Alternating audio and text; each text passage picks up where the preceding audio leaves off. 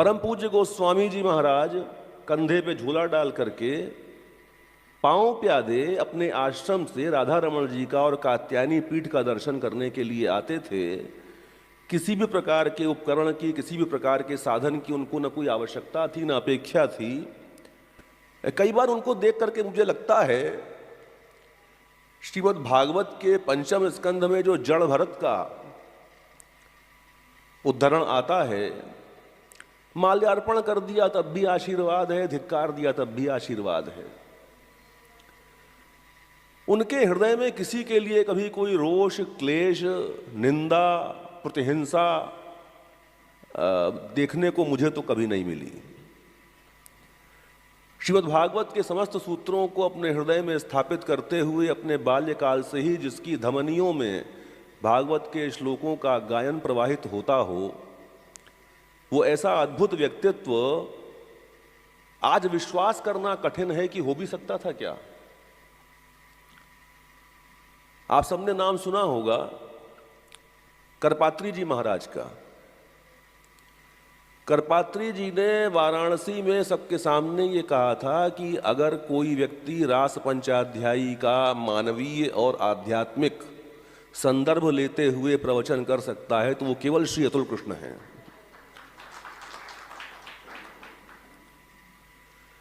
बल्कि इसको यूं कहें कि जिस समय लीला विहार में भगवती राधा रानी किल्लोल कर रही थी तो उनके नखमणि से निस्सृत हुई जल की जो बूंदें थीं वो श्री गोस्वामी जी महाराज के हृदय में और मस्तिष्क में स्थापित हो गई थीं।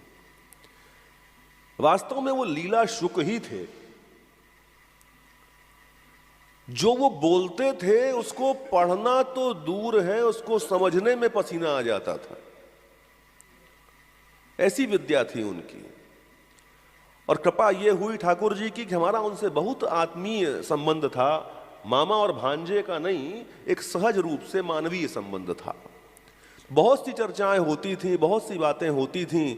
और भागवत का एक सूत्र है, जब ठाकुर जी कहते हैं उद्धव से, जब उद्धव कहते हैं कि आप जब चले जाओगे महाराज, तो अब मैं बड़ी मजाक की भाषा में कहता हूं, तो उद्धव जी ने पूछा कि आपकी यूएसपी क्या है, यूनिक सेलिंग पॉइंट क्या है, how we can retain our life in absence of your presence. तो ठाकुर जी ने कहा बहुत कुछ बताने के लिए है। उद्धव गीता आप सब विद्वान हैं, सब जानते हैं, तो उस पर जाने की आवश्यकता नहीं है।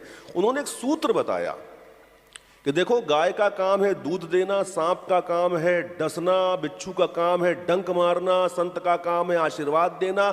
माता पिता भी कुछ लाभ की आशा कहीं परिप्रेक्ष्य में रहती है, फिर भी वो आशीर्वाद देते हैं कि बच्चा बड़ा होगा तो कुछ करेगा हमारे लिए। और जो कृतज्ञ है वो कृतज्ञता का ही परिचय देगा, भले आप उसके लिए सब कुछ कर दीजिए। तो ठाकुर श्री कृष्ण कहते हैं कि भैया देखो, न किसी का आचरण प्रशंसा के योग्य है, न किसी का आचरण निंदा के योग्य है। तुम्हारी जिसके साथ सदैव साथ रहो, उन्हें प्रणाम करके आगे बढ़ जाओ। ऐसा स्वभाव और ये पूरा पूरा आचरण परम श्रद्धेय गोस्वामी जी के व्यक्तित्व में निरंतरता में परिलक्षित होता रहा है। कभी किसी के प्रति मोह नहीं, कभी किसी के प्रति हिंसा नहीं। सहज रूप से अपने भागवती परिवेश में अपने आप को समेट करके, जैसे एक लक्ष्मण रेखा खींच ली जाती है, उन्होंने उन मूल्यों का कभी भी अतिक्रमण नहीं किया, मैंने कभी नहीं देखा। और उन्हीं की कृपा